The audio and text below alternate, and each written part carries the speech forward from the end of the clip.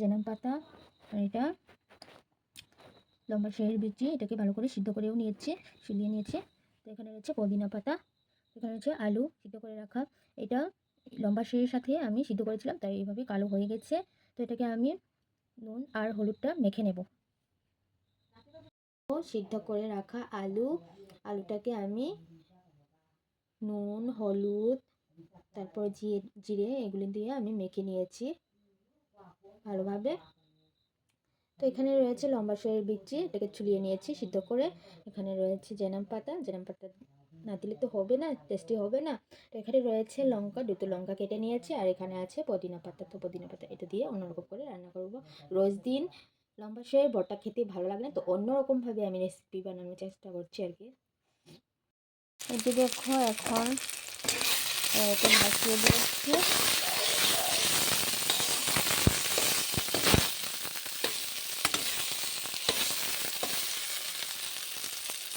এই যে দেখো, তরকারির ঝোলটা পরিমাণ মতো করে দিয়েছি।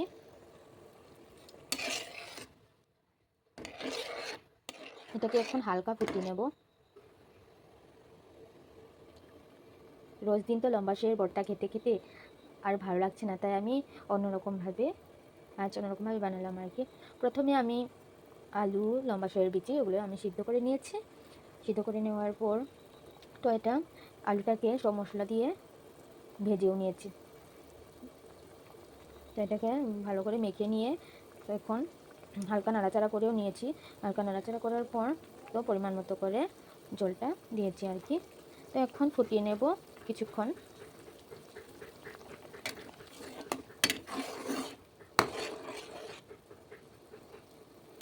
আর তোমরা কে এরকমভাবে খাওনি, তো একবার ট্রাই করে দেখো। এরকমভাবে খুব টেস্টি লাগে এভাবে খেলে।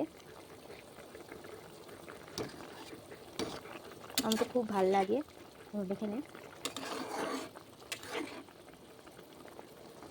হয়ে যাবে, আমার তরকারি ফোটানো হয়ে গেছে, একটু পরে হয়ে যাবে। হালকা তরকারিটা ফুটিয়ে নেব, তারপরে আমি নামিয়ে নেব। এই যে দেখো, আমার রেসিপিটা হয়ে গেছে, এখন নামিয়ে নেব।